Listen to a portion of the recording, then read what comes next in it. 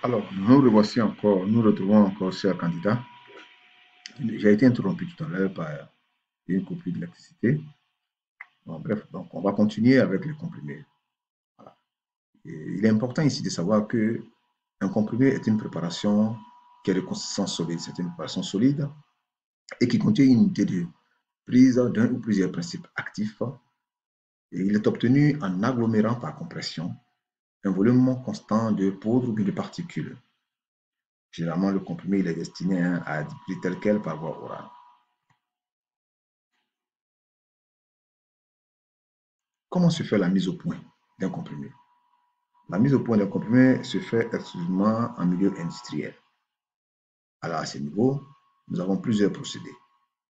Il y a la voie de la granulation par voie sèche, il y a le procédé de la granulation par voie humide, et enfin, il y a le procédé de la compression directe, qui est, je dirais, un cas exceptionnel. La granulation par voie sèche, comment elle se fait?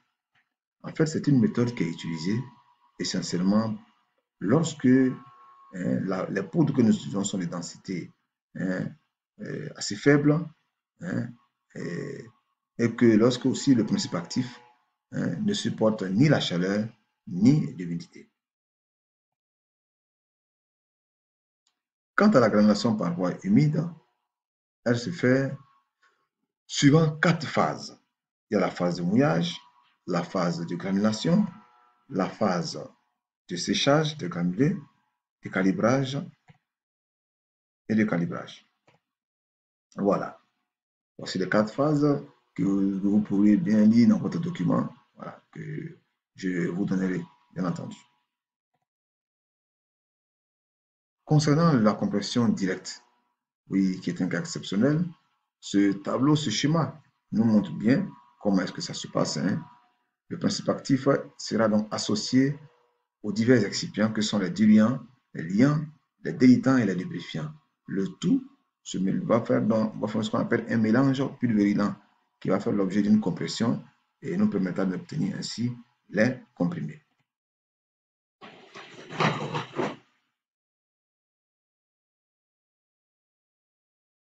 Alors, ici, ces deux schémas, en fait, qui vont vous montrer la petite différence entre le procédé de la granulation par voie sèche et le procédé de la granulation par voie humide. C'est la même chose, sauf qu'au niveau de la compression par voie humide, après l'obtention du mélange pulvérulent, il y a une phase de mouillage suivie d'une phase de granulation et ensuite d'une phase de séchage. Le séchage va nous permettre d'obtenir des granulés secs qui vont faire l'objet d'un broyage et d'un tamisage pour obtenir ensuite les grains secs. Ces grains secs-là, après contrôle, vont passer donc dans la machine à comprimer pour nous donner donc les comprimés. Alors que lorsque vous revenez sur le processus de granulation par voie sèche, on fait l'économie de ces étapes intermédiaires-là, c'est-à-dire l'étape de mouillage, de la granulation et du séchage. Au niveau donc de la granulation par voie sèche, le mélange pulvérulent va faire l'objet d'une compression et d'un compactage qui nous permettra d'obtenir des briquettes. Ces briquettes vont être broyées puis tamisées pour obtenir les grains secs qui, après contrôle, vont passer à la machine pour être comprimés et nous donner aussi les comprimés. La machine qui est utilisée, bien entendu, pour le plus souvent, hein, c'est la machine à comprimer alternative. Et voici son schéma là. Le schéma ici montre bien les éléments essentiels, hein, bien les éléments essentiels d'une machine à comprimer alternative. On voit bien ici le sabot, distributeur de la poudre. C'est là que la poudre va être déversée pour se retrouver dans la chambre de compression. Et de là, on va actionner donc les deux poinçons, le poinçon supérieur et le poinçon inférieur. Voilà. Le poinçon supérieur ou inférieur va venir s'abattre sur le poinçon inférieur et la poudre qui se trouve entre les deux comprimé va donner le comprimé que nous recherchons qui va ensuite repousser, qui va sortir de la chambre de compression pour aller donc au niveau du support de la matrice. Voilà. et ainsi de suite. Chaque fois que la poudre est déversée, elle se retrouve dans la chambre de compression et va donc être comprimée par les deux poinçons inférieurs ou supérieurs.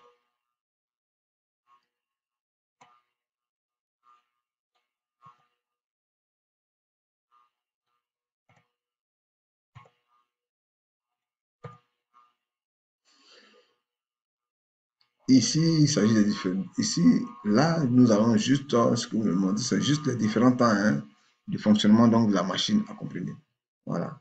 Il y a 4 temps: le remplissage de la chambre de compression, l'arasage de la poudre, la compression proprement dite, le poinçon supérieur s'abaisse et vient comprimer le volume de poudre. Et le 4e temps, c'est l'éjection du comprimé formé. Alors, il est bon de savoir que une fois que le comprimé est est fabriqué, est formé, la dernière étape, c'est une étape de finition.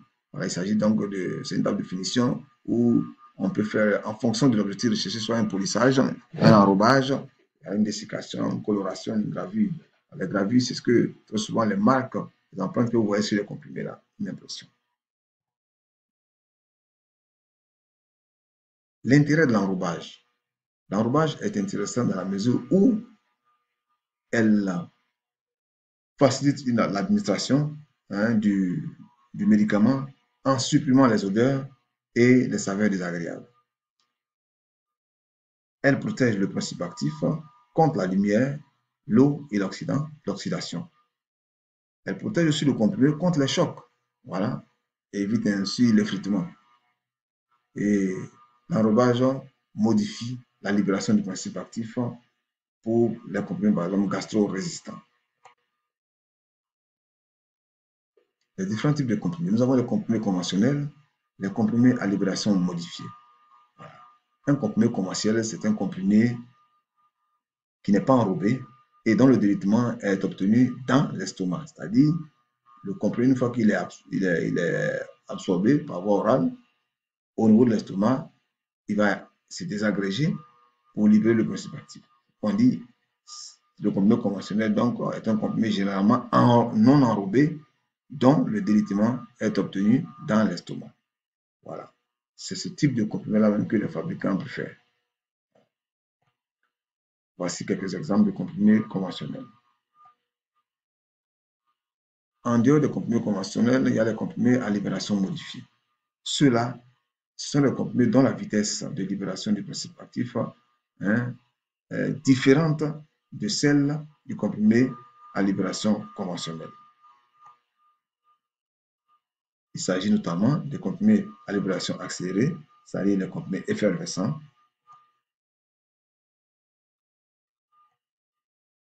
Voici quelques exemples de comprimés effervescents. Voilà. Voilà. Voici le schéma du comprimé effervescent que je vous montre là. Les comprimés dispersibles, c'est-à-dire après le comprimé effervescent, on a les comprimés dispersibles. Voilà. Ici, le délitement du comprimé donc, est obtenu avant d'atteindre l'estomac. Voilà. Le délitement du comprimé est obtenu avant d'atteindre l'estomac. C'est-à-dire quoi? C'est-à-dire qu'il est dispersé soit dans l'eau, voilà, un comprimé dispersé soit dans l'eau avant l'administration, soit au niveau même buccal. C'est ce qu'on appelle en fait les comprimés oraux dispersibles. Après les comprimés dispersibles, nous sommes toujours dans le groupe des comprimés à libération accélérée. Après le comprimé dispersible, nous avons les comprimés solubles et puis les lyophilisats oraux. Concernant les lyophilisats oraux, en fait, il ne s'agit pas en fait d'une forme obtenue par compression, voilà, mais par lyophilisation d'une préparation semi-solide.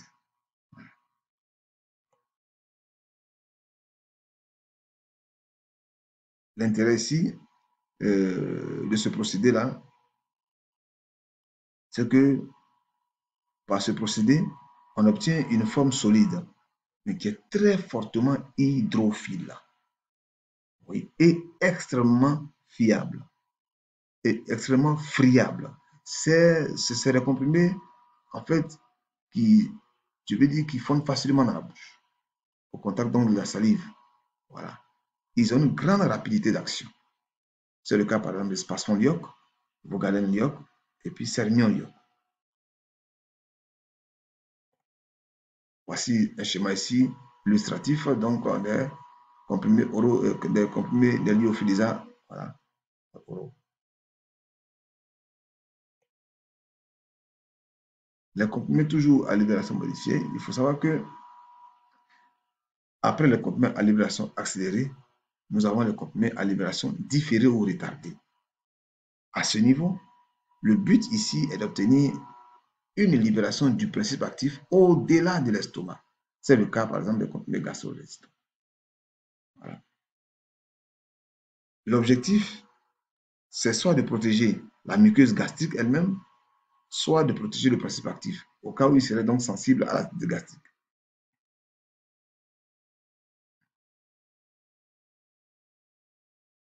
Voilà, pour les comprimés à libération modifiée, euh, plusieurs excipients peuvent être utilisés, tels que l'acétophthalate de cellulose ou bien les dérivés acryliques. Voilà. Voici quelques noms de médicaments à libération retardée. Voilà. Il y a Voltaren, par exemple, il y en a à libération retardée ou différée. Et puis Artotec. C'est-à-dire ces comprimés-là contiennent donc un double noyau gastro-résistant.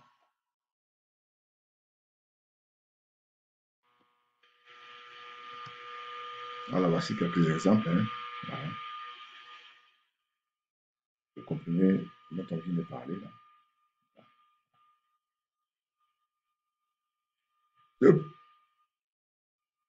En plus des comprimés à libération différée ou retardée, nous avons les comprimés à libération prolongée.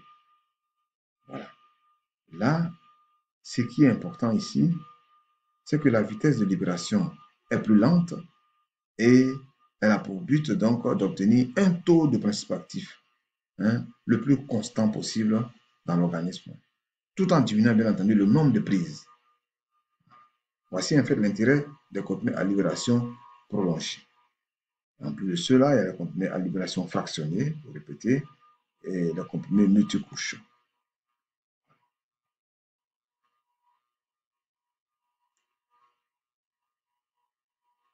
Donc, les comprimés multicouches, tout ça, ce sont des comprimés aussi à libération modifiée et à libération prolongée.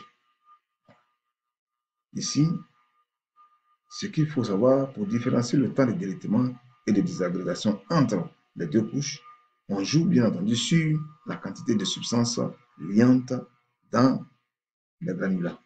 Mais on peut aussi agir sur la compression en obtenant une dureté différente des deux couches. Il y a les comprimés aussi à libération continue, tels que les comprimés osmotiques. Voilà. Tout cela font partie des comprimés à libération prolongée. Voici un peu un schéma qui illustre bien ce que nous avons dit auparavant. Vous voyez, à votre gauche, là, à votre gauche, il y a voilà, le premier schéma ici. Vous voyez bien que le compartiment de cellulose, je vous ai dit tout à l'heure qu'il y a des excipients que nous associons donc au mélange. Ici, le compartiment de cellulose est pourvu d'une membrane, voilà, pourvu d'une membrane semi-perméable. Voilà, c'est la membrane semi-perméable. Et cette membrane semi-perméable est capable de laisser passer l'eau. L'eau donc va pénétrer, voilà, l'eau va pénétrer et hydrater la cellulose. C'est la cellulose ici, et hydrater la cellulose. Ce qui va provoquer donc une pression. Voilà, il y a une pression sur la membrane. Vous voyez bien que la membrane ici, et regardez dans ce deuxième schéma, comment la membrane devient. Une pression sur la membrane. Voilà. Donc l'eau pénètre, voici la membrane, comment ce qu'elle devient. Voilà. Une pression. Quand l'eau va rentrer, ça va s'appuyer là. Quand ça va s'appuyer, ça va être une pression sur la membrane imperméable et l'expulsion régulière, bien entendu, du principe actif. Après la libération totale du principe actif, l'enveloppe que vous voyez là, vous voyez,